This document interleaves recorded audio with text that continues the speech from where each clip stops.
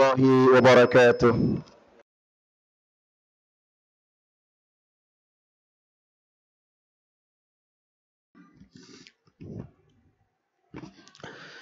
الحمد لله رب العالمين، والحمد لله الذي هدانا لهذا وما كنا لنهتدي لولا أن هدانا الله. نشهد أن لا إله إلا الله ونشهد أن سيدنا محمدا عبده ورسوله الذي لا نبي بعده المبعوث رحمة للعالمين. فيا عباد الله اتقوا الله وأوصيكم بتقوى الله فقد فاز المتقون. وقال تعالى في كتابه الكريم وهو أصدق القائلين: يا أيها الذين آمنوا اتقوا الله حق تقاته ولا تموتن إلا وأنتم مسلمون. أما بعد، معاشر المسلمين wa zumratul mu'minin, sidang salat Jumat yang dimuliakan dan dicintai oleh Allah Subhanahu wa taala. Pertama-tama dan yang paling utama tentunya kita amat sangat bersyukur kepada Allah dengan mengucapkan alhamdulillahi rabbil alamin. Kita semuanya dikumpulkan dalam keadaan sehat dan dalam keadaan yang memiliki kesempatan di hadapan Allah Subhanahu wa taala.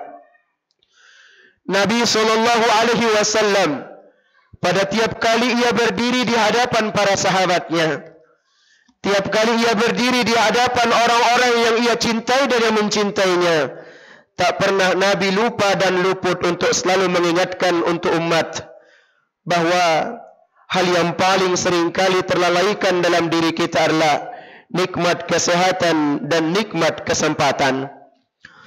Banyak orang yang punya kesehatan tapi ia tak datang ke tempat Allah. Banyak orang yang punya kesanggupan tapi ia tak memberikan kepada orang lain. Banyak orang lain yang sedang punya kesempatan di atas tapi ia pula lupa kepada bawahnya. Tapi di antara itu ada orang yang ingin bercita-cita punya kesempatan, tapi kesempatannya ia tak punya kesehatan, sehingga tampak hanya sebuah cita-cita dan impian yang tidak akan pernah terlaksana. Salawat dan salam kepada junjungan kita Nabi besar Muhammadin sallallahu alaihi wasallam. Mudah-mudahan setiap kita yang mengucapkan kalimat salawat kepada baginda besar Muhammad sallallahu alaihi wasallam, kita semua insya-Allah mendapatkan syafaat pada hari yaumul qiyamah, mendapatkan syafaat bersama orang-orang yang kita cintai, ayah ibu, keluarga kita, serta orang-orang yang kita cintai di mana dan kapanpun mereka berada. Ma'asyurul muslimin wa zumratul mu'minin rahimakumullah. Ada sebuah kisah yang menarik. Kisah ini kisah nyata yang dikisahkan oleh Syekh Hisham Al-Burhani. Beliau adalah seorang asli dan syekh dari Yaman. Beliau terkenal di seluruh pelosok negeri Yaman dan Timur Tengah adalah seorang wali yang amat sangat dekat dengan Allah Subhanahu wa taala. Suatu hari beliau mengisahkan ada seorang ibu-ibu datang ke pemakaman. Pemakaman ini namanya Dahdah. Dahdah adalah tempat pemakaman para wali-wali Allah yang ditempatkan dalam satu tempat di Damaskus. Suatu hari ibu ini datang ke pemakaman lalu berkata kepada tukang gali kubur, "Hai tukang gali kubur, bantu aku untuk menggalikan satu lubang kubur buat anakku yang barusan saja wafat."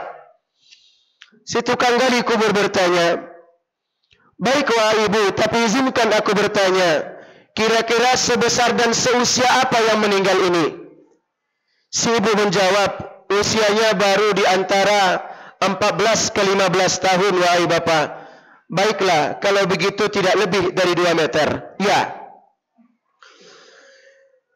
Tidak lama kemudian, usai pemakaman disiapkan dan penggalian sempurna, datanglah jenazah. Yang mengiringnya tidak banyak.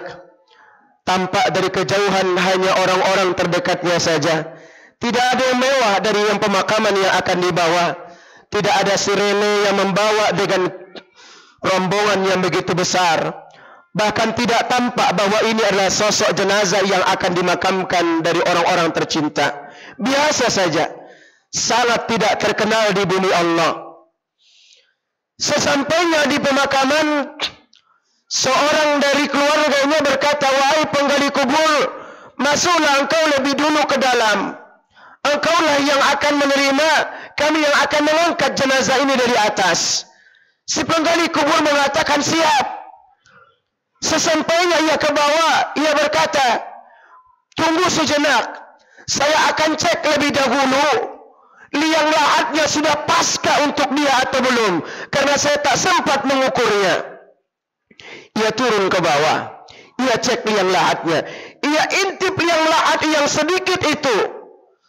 Alangkah takjubnya seorang penggali kubur ini. Dia melihat dari liang lahat yang kecil itu, seakan ia mengintip pada tempat yang amat sangat luas. Liang lahat yang kecil itu menjadi jendela untuknya melihat sesuatu yang luas. Tanpa olehnya, di sana ada sebuah tempat rapi pepohonannya, penuh dengan buah yang rapi dengan yang sangat matang. Ia kembali mengucek-ucek kepalanya dan matanya. Ia coba pastikan kembali. Kali ini dia melihatnya lebih nyata lagi. Seseorang dari intipannya itu ada seakan orang yang menunggu berdiri di tempat itu, sangat rapi dengan bajunya yang wangi, dengan baju yang warna putih. Penggali kubur ini semakin takjub. Saking takjubnya ia lupa kepada tugasnya untuk segera menerima jenazah. Ia kembali lihat kepada yang 3 kalinya sampai ia pingsan di tempat itu, hingga akhirnya yang diurusi adalah seorang penggali kubur, bukan jenazah yang dibawa. Hadirin jamaah rahimakumullah. Akhirnya orang-orang yang datang pun mengangkat orang yang sedang pingsan ini, lalu menurunkan jenazah, lalu menguburkannya secara sempurna. Siumanlah penggali kubur ini, lalu ia mencari si ibu yang pertama kali datang di pagi hari. Ia bertanya, "Hai ibu, bolehkah aku menyapamu? Siapa sebenarnya yang dimakamkan tadi itu?" Orang yang mengantarkannya tidak seberapa. Bahkan dalam hatiku pun ketika ada jenazah yang diantarkan ke sini, oh ini orang biasa, tidak ada istimewanya. Kalau begitu aku biasa saja. Tapi ketika aku turun ke bawah, aku melihat dari liang lahat itu seakan aku mengintip pada jendela yang begitu luas di luarnya. Aku melihat di sana ada pepohonan yang begitu rindang, rapi dengan luas. Di sana ada sosok yang menunggunya, siap untuk mengantarkannya ke tempat yang ia tuju. "Ibu, siapa sebenarnya ia?" Si ibu hanya sekedar menjawab sambil lewat, "Dia anakku yang paling kecil yang sedang sekolah." Berlalulah ibu ini karena ia tidak percaya dengan kisah seorang penggali kubur. Ma'asyiral muslimin, sidang salat Jumat yang dimuliakan dan dicintai oleh Allah Subhanahu wa taala. 1 bulan kemudian berlalu, datang kembali seorang ibu-ibu kepada penggali kubur ini. Pada waktu yang sama, tidak jauh dari hari dan waktu yang sama di tahun di bulan yang berbeda, si ibu kembali meminta kepada penggali kubur, "Hai penggali kubur, tolong galikan kembali satu pemakaman untukku, karena ada anakku yang sudah meninggal dunia dan akan aku antar ketika menjelang waktu doa nanti." Si penggali kubur karena tentu saja ia tidak hafal siapa ibu yang datang, tentu ia katakan, "Baik, akan kugalikan." Berapa usianya? Antara 17 ke 25 tahun. "Oh, kalau begitu tidak lebih dari 2,5 meter. Ya, betul. Selesai sudah penggalian kubur. Tiba saja jenazah yang datang dari jauh yang melihat, oh tidak ada sesuatu yang istimewa. Tidak ada banyak rombongan yang mengantarkan. Hanya ada beberapa orang laki-laki dan perempuan yang mengantarkan. Lalu sampailah di pemakaman tersebut. Turunlah kembali si penggali kubur ke bawah. Hadirin jamaah rahimakumullah. Alangkah terkejut dan kagetnya kembali si penggali kubur yang sama itu. Kembali ia melihat sesuatu yang menakjubkan. Tapi kali ini bedanya, selain ia melihat sesuatu yang lebih hebat dari jendela liang lahat itu, kini ia mencium sesuatu yang amat sangat wangi sekali. Sampai bajunya yang sudah mulai lusuh dengan tanah mewangi dengan luar biasa wangiannya. Ia naik ke atas pemakaman, lalu disempurnakan pemakaman. Seorang dari di antara penggali kubur itu, temannya berkata, "Mengapa wangi sekali bajumu?" Orang-orang yang lain pun mengantarkan jenazah. Seraya bertanya, "Apa parfum yang kau gunakan?" "Setauku aku tukang parfum belum pernah punya parfum sewangi ini.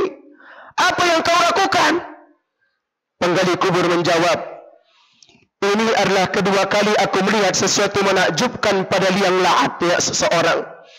Sudah 1200 kubur, sudah 1200 kali aku menggali lubang, baru 2 kali aku melihat sesuatu yang paling menakjubkan dalam diriku. Mana ibu dari anak yang dimakamkan ini?" "Saya," kata seorang ibu. "Hai ibu, apakah engkau yang sebulan lalu juga anakmu yang dimakamkan di tempat ini?" "Betul." "Kalau begitu kabarkan kepadaku sekarang juga, siapa anak yang bulan lalu dan siapa anak ini, dan apa amalan mereka." "Memang kenapa?" kata si ibu. "Belum pernah aku melihat setakjub ini di alam kuburnya. Belum ditutup makamnya, sudah dimuliakan oleh Allah kemuliaan untuknya." Si ibu menjawab, "Hai penggali kubur, sebenarnya anakku adalah anak-anak yang biasa. Ia hanya sekadar belajar di sebuah pesantren. Gurunya adalah Syekh Hisham Al-Burhani di kota Yaman. Ia mengaji Al-Quran. Ia membaca kitabul hadis. Ia belajar ilmu tauhid. Di tempat itu ia belajar, di tempat itu ia salat. Di saat ia belajar di waktu pagi, karena ia dibangun di waktu yang lebih awal, dia masuk angin. Lalu kemudian ia meninggal dunia. Itulah yang engkau makamkan pembantunya pada setiap engkau datang ke tempat ini. Itu pun yang engkau makamkan pada bulan yang lalu. Sementara yang baru dimakamkan ini adalah kakaknya, wahai penggali kubur. Kakaknya yang selalu menyekolahkannya, yang tidak pernah terlambat membayar iuran sekolahnya. Ia yang berjuang mati-matian dari tukang kayu, dari penghasilannya. Ia selalu utamakan adiknya agar lancar sekolahnya di pesantren. Ketika adiknya meninggal dunia, semangatnya hilang untuk mencari biaya. Ia jatuh sakit, kemudian ia dimakamkan hari ini karena ia meninggal dunia jam 4 subuh tadi. Ma'asyiral muslimin, apa kata tukang gali kubur ini? "Kabarkan kepadaku mana sekolahnya."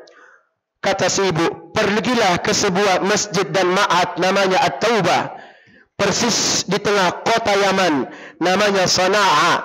Di sana ada salah seorang guru dan syekh wali namanya Syekh Hisham Burhani.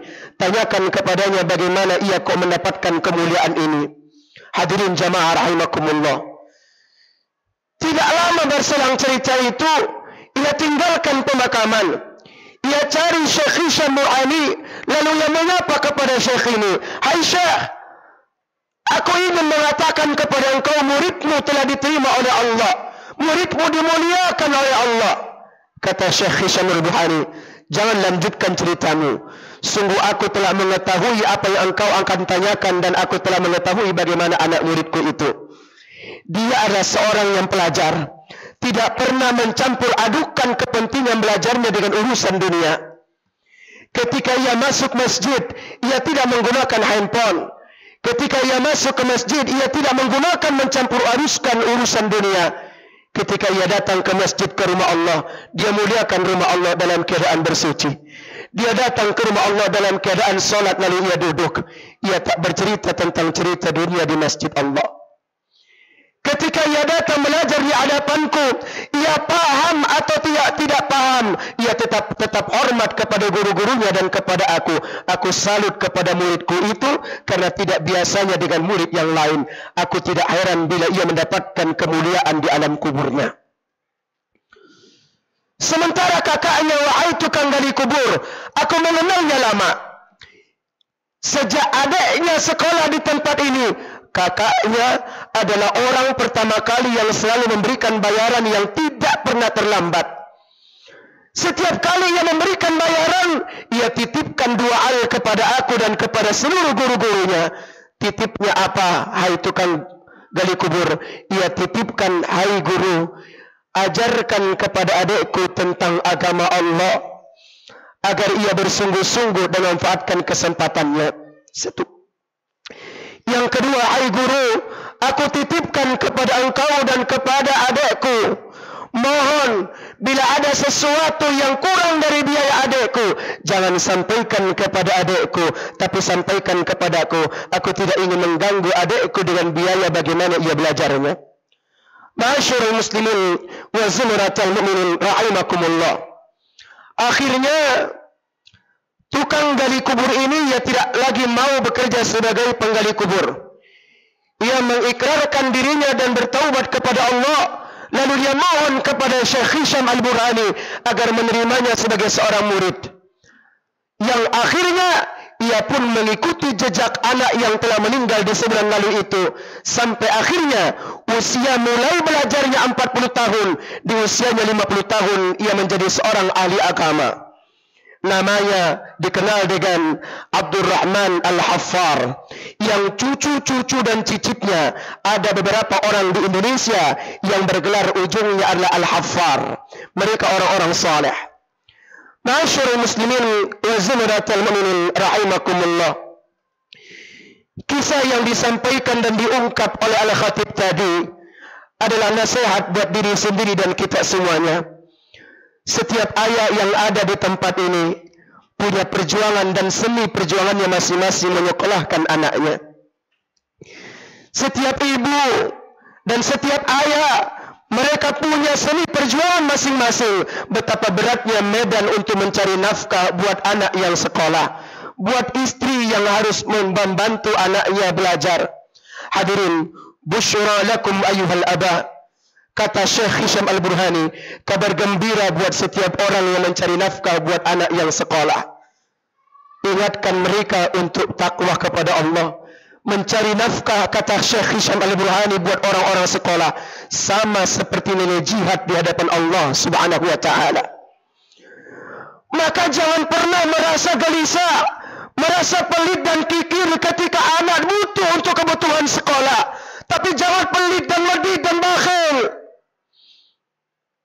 ketika memberikan kepada pendidikan buat anak. Pastikan apa yang telah diberikan itu menghasilkan akhlak dan kemuliaan di hadapan Allah. Pastikan apa yang dikeluarkan oleh ayat dari jerih payahnya, medan perjuangannya di bawah terik matahari, bahkan ia harus terjatuh bangun kembali.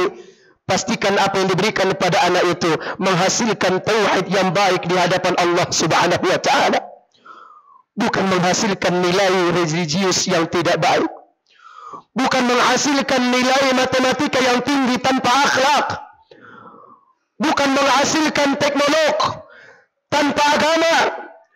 Bukan menghasilkan sosok seseorang yang hebat di dalam keilmuannya, tapi ia lupa untuk beradab di tengah-tengah orang-orang, di tengah orang tuanya. Hadirin jamaah rahimakumullah. Ada satu ayat dalam surah Al-Mujadalah.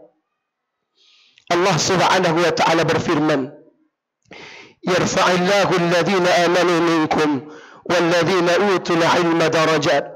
Allah akan mengangkat derajat orang-orang yang beriman, dan sejalan dengan itu mereka mencari ilmu.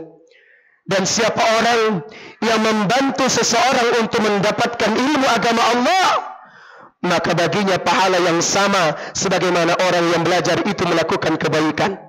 Subhanallah.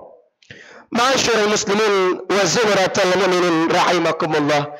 Akhirnya melalui mimbar kecil dan dari Al-Faqir, mengingatkan buat diri sendiri dan kita semuanya, mari miliki jiwa yang semangat untuk memastikan anak-anak kita belajar untuk menghasilkan tauhid dan agama, akhlak yang baik. Lihatlah Nabi Ya'qub alaihissalam ketika ia mengumpulkan seluruh anak-anaknya, 12 anak, termasuk saat itu Yusuf alaihissalam. Ketika sudah mulai dekat dengan ajal, Saat itu Yakub bertanya kepada anaknya, "Ya bani, ya bunayya, madza ta'budu min ba'di?" Hai anak-anakku, nanti kalau sudah ayah meninggal dunia, nanti kalau ayah sudah wafat, nanti kalau ayah sudah tak lagi berdaya, apa yang akan kalian sembah setelah ayah sudah tidak ada di muka bumi ini? Seluruh anak-anaknya menjawab, termasuk Yusuf alaihissalam saat itu, qalu na'budu ilahaka wa ilaha abaika Ibrahim wa Ismail wa Ishaq. Hai ayah, jangan khawatir, kami akan pastikan akan menyembah Tuhanmu, Tuhan Ibrahim dan Ismail, dan saksikan ayah, kami orang-orang yang bertauhid di hadapanmu sebelum engkau meninggal dunia. Allahu Akbar. Ma'asyiral muslimin, kalau kita lihat sejenak dari fenomena hari ini, apa yang disapa oleh ayahnya kepada anak-anaknya di rumah sakit ketika terbaring sakit. Saat itu si ayah bertanya, "Hai anak, sakit ayah terlalu berat rasanya. Engkau belum menikah, bagaimana jodohmu nanti nak?" Ada lagi ayah bertanya, "Hai nak, ajalku sudah dekat, sakitku tak kunjung usai. Bagaimana nanti pekerjaanmu kalau sudah ayah meninggal dunia?" Tak pernah bertanya tentang salatnya, tak pernah bertanya tentang tauhidnya, tak pernah bertanya tentang akhlaknya yang akan dia arungi, tapi ia bertanya tentang materi dunianya. Hadirin jamaah rahimakumullah. Penutup, Imam Asy-Syafi'i berkata, cukuplah bagiku menandai seorang ayah yang gagal punya anak ketika ia memastikan hanya terkait duniawinya dan tidak pernah memastikan bagaimana tauhidnya sebelum ia wafat dari muka bumi ini.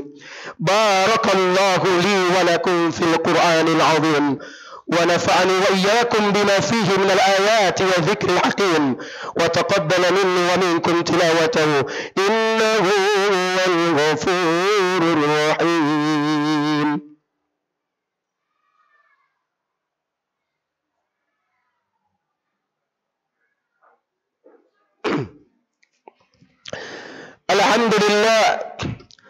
Alhamdulillah Rabbil Alamin, wassalatu wassalamu ala ashrafil anbiya'i wal rusulil kiram wa nabiyuna Muhammadin sallallahu alaihi wasallam khatimul anbiya'i wal mursalin alladhi la nabiyya ba'dahu al-mab'uts rahmatan lil alamin.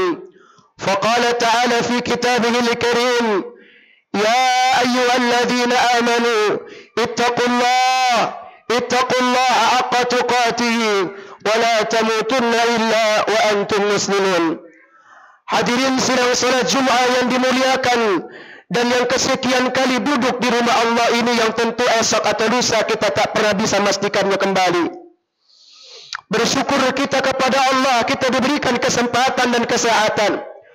Bersyukurlah setiap ayah yang punya anak, yang dikaruniai anak laki-laki dan anak perempuan. Tapi bersiaplah dengan pertanggungjawaban setiap ayah dan ibu yang diberikan karunia anak oleh Allah Subhanahu wa ta'ala. Mereka boleh jadi adalah perisai dunia kita, boleh jadi mereka benteng pertemuan kita dengan Allah yang Maha Muda, tapi boleh jadi anak-anak semua adalah menjadi fitnah, cobaan, bala, bahkan yang akan menyeret ayah dan ibunya ke dalam neraka Allah Subhanahu wa ta'ala. Tidak setiap anak yang kita banggakan itu akan membanggakan di negeri akhirat Allah. Dan tidak setiap anak yang selama ini diam di hadapan ayah dan ibu, seakan ia lugu, tak punya bahasa, seakan ia tidak punya ilmu, bahkan tidak punya pengetahuan, boleh jadi kelak ia adalah yang paling menyelamatkan ayah dan ibu semuanya. Ma'asyiral muslimin, maka Rasulullah SAW berpesan untuk setiap ayah yang mencari nafkah, pastikan setiap nafkah yang kita peroleh berasal dari sumber yang paling halal dan halal. Salah satu penyebab anak yang durhaka, anak yang tidak akan pernah menurut dengan ayah ibunya, anak yang justru takut untuk menyolatkan ayahnya, anak yang suatu hari tidak mau untuk memandikan ayahnya, Boleh jadi hadirin, mereka pernah kita sungguhi dengan sesuatu yang haram bahkan syubhat. Jangan pernah bangga ketika anak kita tak mau menyolatkan kita ketika saat kita berada. Terbujur lunglai wajah kita, tak bisa kaku di hadapan imam. Seorang ayah yang bahagia adalah ketika yang mati-matian saat hidupnya untuk menyekolahkan anak. Lalu saat meninggalnya, anaknya mengantarkannya mulai dari dunia sampai akhiratnya. Bahkan anak tak akan pernah berhenti berdoa kepada Allah, ya Allah, ampuni tulang punggung yang selama ini menjadi jerih payahku untuk aku bisa beribadah. Ma'asyiral muslimin, semoga kelak kita yang duduk di tempat ini memiliki anak yang selalu mencerahkan akhirat kita semuanya. Bukan sekedar mencerahkan dunia kita yang fana, tapi mencerahkan alam barzakh yang menjadi harapan terakhir kita. Barakallah. Semoga mudah-mudahan kita semua diberkahi oleh Allah. Anak kita, harta kita, usia kita, orang-orang yang kita cintai. Maka akhirul kalam, di penghujung mimbar ini, mari sama-sama kita berdoa kepada Allah. Semoga Allah mengabulkan setiap permohonan kita di penghujung khutbah ini. Semoga Allah pula maafkan setiap dosa dan kekhilafan yang pernah kita lakukan, baik itu yang buruk, yang tidak halal, yang tidak baik, bahkan yang pernah kita melakukan sesuatu yang zalim kepada orang-orang yang kita cintai. Allahumma ighfir lil mu'minina wal mu'minat wal muslimina wal muslimat al ahya'i minhum wal amwat bi rahmatika ya arhamar rahimin. Ya Allah, ya Tuhan kami, di pertengahan khutbah ini ya Allah, kami menengadakan kedua tangan kami. Kami mengakui ya Allah banyak alfa dalam mendidik anak-anak kami, padahal kami tahu itu adalah tanggung jawab kami sampai akhirat. Ya Allah, kami seringkali mengatakan kata cinta dan sayang kepada anak kami, sampai mereka kami tak mau membangunkannya di waktu subuh, padahal kami telah lalai dan salah ya Allah. Ada harta yang haram, bahkan mungkin yang syubhat, yang riba yang kami pernah sungguhkan anak-anak kami dalam sekolah mereka. Di sana tercampur banyak ya Allah yang haram, bahkan yang syubhat. Ya Tuhan, ampuni dosa dan kekhilafan kami semua. Ya Rabb, jangan jadikan ini semua menjadi pemberat, penyulit generasi muda bangsa Indonesia yang akhirnya tidak berkah dalam negeri kami, yang akhirnya menjadi beban dalam pemerintahan negara kami, yang akhirnya menjadi beban di tengah-tengah keluarga kami. Ya Allah, wafatkan kami dalam keadaan husnul khatimah. Jadikan anak-anak kami anak-anak yang bertauhid ya Allah, anak-anak yang selalu menegakkan salat ya Allah, anak-anak yang selalu merindukan ayah dan ibunya dalam doa mereka. Rabbana ya Allah, jangan biarkan kami kelak wafat lalu kami diimami oleh orang-orang yang bukan orang-orang kesayangan kami. Rabbana ya Allah, atina fid dunya hasanah wa fil akhirati hasanah wa qina azaban nar. Ibadallah, innallaha ya'murukum bil adli wal ihsan وإيتاء ذي القربى وينهى عن الفحشاء والمنكر والبغي يعظكم لعلكم تذكرون فاذكروا الله العظيم واشكروا على نعمه يزدكم ولذكر الله أكبر. أقيموا الصلاة.